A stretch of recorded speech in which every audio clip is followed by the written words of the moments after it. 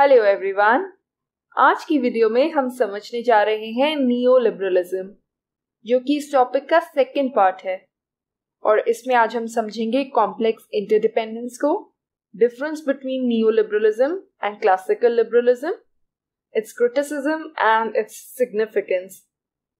तो चलिए शुरुआत करते हैं आज के टॉपिक की। Let's begin with complex interdependence, जो कि नियो लिबरल इंस्टीट्यूशनलिज्म का कोर थीम है। अब जिसने पार्ट 1 नहीं देखा इस टॉपिक का, वो ये सोच रहा होगा कि नियो लिबरल इंस्टीट्यूशनलिज्म क्या होता है। अगर आपको इसके बारे में जानना है तो पार्ट 1 देखिएगा, लिंक आपको नीचे डिस्क्रिप्शन बॉक्स में मिल जाएगा। तो प्रीवियस वीडियो में हमने नियो लिबरलिज्म के इकोनॉमिक एस्पेक्ट और उसके लिबरल इंस्टीट्यूशनल एस्पेक्ट के बारे में समझा था। हमने ये समझा था कि इंटरनेशनल रिलेशंस में नियो लिबरलिज्म के क्या क्या की आइडियाज हैं, और वहीं पर बात आई थी कॉम्प्लेक्स इंटरडिपेंडेंस की, और मैंने बताया था कि मैं इसे नेक्स्ट वीडियो में कवर करूंगी। तो जैसे कि नियो लिबरलिज्म या नियो लिबरल इंस्टीट्यूशनलिज्म स्टेट्स के बीच में कोऑपरेशन की बात करता है, और साथ ही इंटरनेशनल इंस्टीट्यूशंस पर भी स्ट्रेस देता है, जो कि स्टेट्स के बीच में कोऑपरेशन को फैसिलिटेट कर सकते हैं। जहां स्टेट्स के कॉमन इंटरेस्ट्स होते हैं, वहां वो स्टेट्स साथ में आती हैं, एक दूसरे के साथ कोऑपरेट करती हैं, जिससे उनके बीच में एक इंटरडिपेंडेंस एस्टैब्लिश होती है। और इसी से रिलेटेड एक इम्पॉर्टेंट कॉन्सेप्ट दिया है रॉबर्ट कोहेन और जोसेफ ने ड्यूरिंग द लेट 1970s, जिसको कहा गया है कॉम्प्लेक्स इंटरडिपेंडेंस। और इसके थ्रू उन्होंने रियलिज्म को भी क्रिटिसाइज किया है। कॉम्प्लेक्स इंटरडिपेंडेंस का मानना है कि देशों के बीच में रिलेशंस बहुत ही डीप और कॉम्प्लेक्स बनते जा रहे हैं, यानी कि गहरे और जटिल बनते जा रहे हैं। इसके अलावा मिलिट्री फोर्स का और पावर बैलेंसिंग का रोल घटता जा रहा है। Power balancing is balance of power.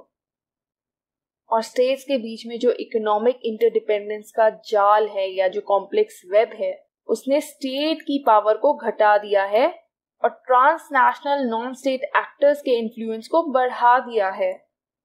देखिए, कॉम्प्लेक्स इंटरडिपेंडेंस का कॉन्सेप्ट ये मानता है कि जैसे जैसे देशों के बीच में कोऑपरेशन बढ़ी, उनके बीच में इंटरडिपेंडेंस बढ़ी। और जैसे ही स्टेट्स इकोनॉमिकली एक दूसरे पर इंटरडिपेंडेंट हुई, तो क्या हुआ, नई तरीके की इंटरैक्शंस इमर्ज हुई। ना ही सिर्फ स्टेट टू स्टेट या government to government, but people to people interaction बढ़ा। एक स्टेट के नॉन स्टेट एक्टर का दूसरे देश के नॉन स्टेट एक्टर्स के साथ रिलेशन एस्टैब्लिश हुआ। तो इस बढ़ती हुई इंटरडिपेंडेंस से एक कॉम्प्लेक्स वेब क्रिएट हुआ, जिसमें अलग अलग प्रकार के रिलेशंस थे। ये कॉम्प्लेक्स इसलिए था क्योंकि इसमें अलग अलग प्रकार की इंटरैक्शंस थी। इससे पहले किस प्रकार की इंटरैक्शन होती थी, एक स्टेट दूसरे स्टेट के साथ इंटरैक्ट करती थी, बट इस इंटरडिपेंडेंस की वजह से जो इंटीग्रेशन हुआ है, उससे अब लोग भी आपस में इंटरैक्ट करने लगे थे। और इस कॉम्प्लेक्स वेब ने क्या काम किया कि स्टेट की पावर को रिड्यूस कर दिया, क्योंकि अब स्टेट एकमात्र एक्टर नहीं थी इंटरनेशनल रिलेशंस में, अब नॉन स्टेट एक्टर्स भी इंपॉर्टेंट एक्टर्स थे। और ट्रांसनेशनल नॉन स्टेट एक्टर्स के इन्फ्लुएंस को इंक्रीज कर दिया। तो ये है whole idea of complex interdependence. Now complex interdependence के 3 मेन कैरेक्टरिस्टिक्स हैं। ये मैं पहले भी एक बार डिस्कस कर चुकी हूं। तो जो सबसे पहला कैरेक्टरिस्टिक है वो ये, the use of multiple channels of action between the societies. देशों के बीच में अब इंटरैक्शन के अलग अलग माध्यम हैं। ऐसे मल्टीपल चैनल्स हैं जो सोसाइटीज को कनेक्ट करते हैं, और वो मेन चैनल है इनफॉर्मल टाइज का। पहले तो सिर्फ फॉर्मल टाइज ही होती थी, एक स्टेट दूसरी स्टेट के साथ फॉर्मल इंटरैक्शन करता था, बट अब इनफॉर्मल टाइज का इमर्जेंस हुआ। अब एक देश का एनजीओ दूसरे देश के एनजीओ के साथ इनफॉर्मल टाइज एस्टैब्लिश कर सकता था। वो ये फेस टू फेस इंटरैक्शन के थ्रू भी कर सकता था या टेलीकम्युनिकेशन के थ्रू भी कर सकता था।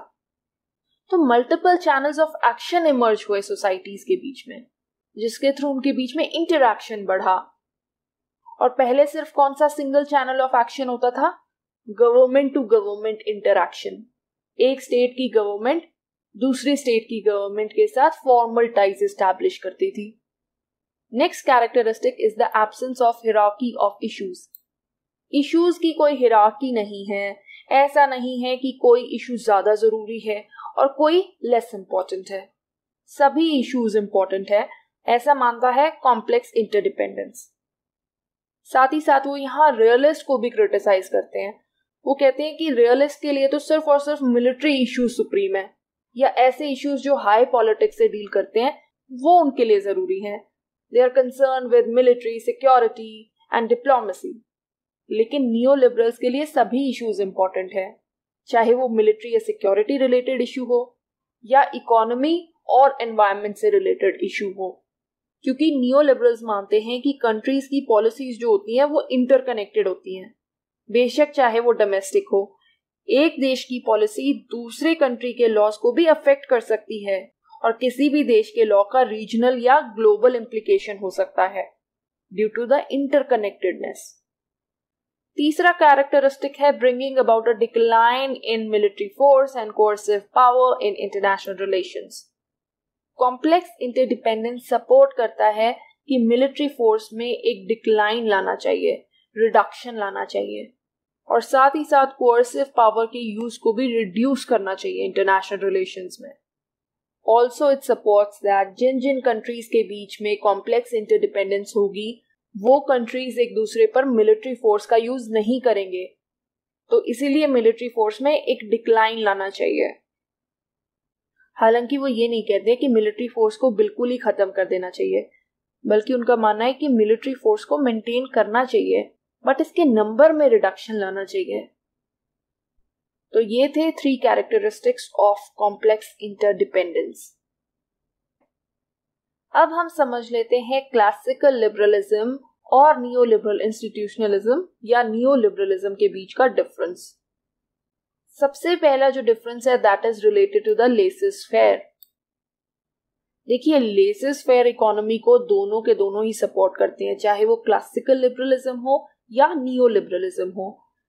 डिफरेंस बस ये है, जहां क्लासिकल लिबरलिज्म स्टेट की इंटरवेंशन के अगेंस्ट था, वो कहता था कि स्टेट को किसी भी मामले में इंटरफेयर नहीं करना चाहिए।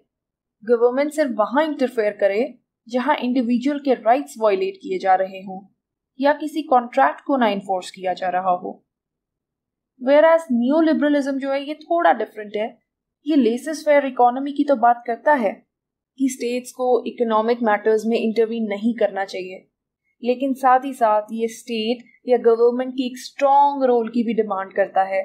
गवर्नमेंट एक स्ट्रॉन्ग रोल प्ले करे प्राइवेट स्फेयर्स द्वारा मार्केट रिफॉर्म्स लाने में, तो गवर्नमेंट एक एक्टिव रोल प्ले करती है प्राइवेट सेक्टर को स्ट्रॉन्ग बनाने में।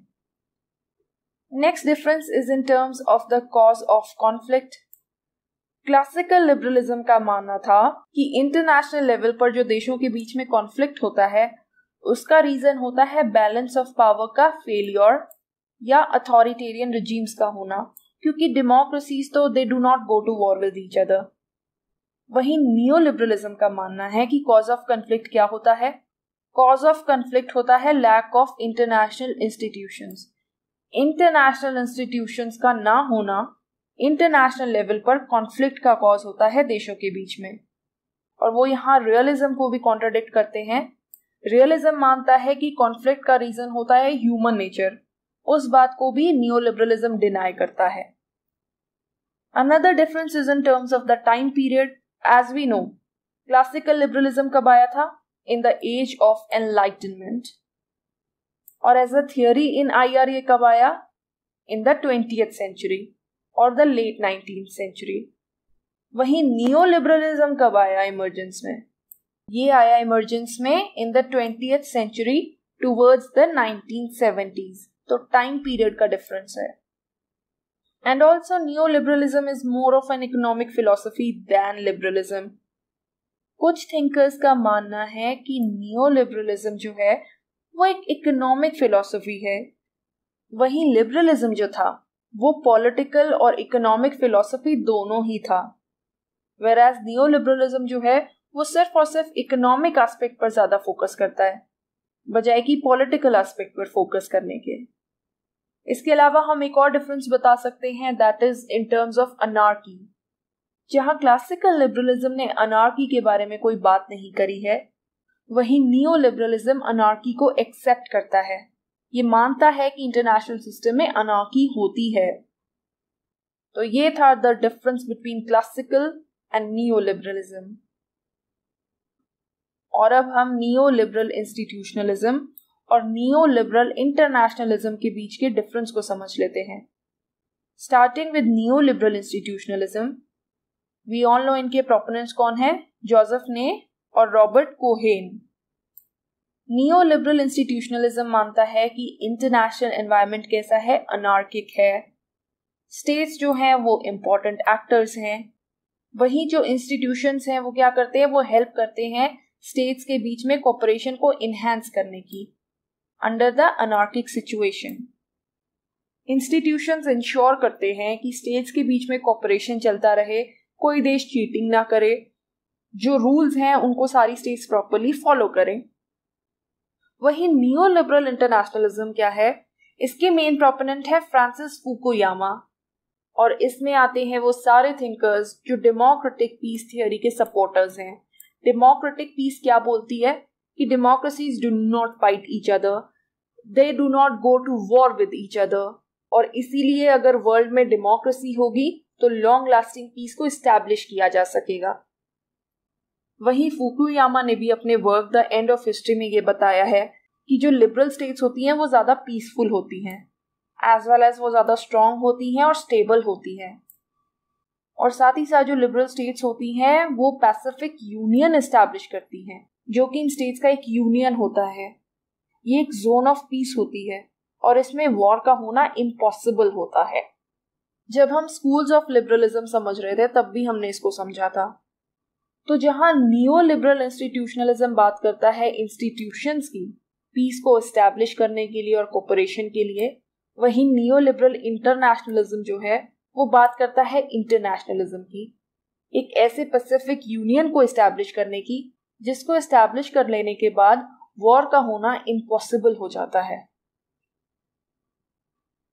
अब समझ लेते हैं कि नियो लिबरलिज्म क्या क्या क्रिटिसिज्म फेस करता है। तो हम इसके इकोनॉमिक एस्पेक्ट के क्रिटिसिज्म को भी डिस्कस करेंगे, एज वेल एज जो नियो लिबरल इंस्टीट्यूशनलिज्म है उसको भी समझेंगे। So first of all it is against the concept of welfare state.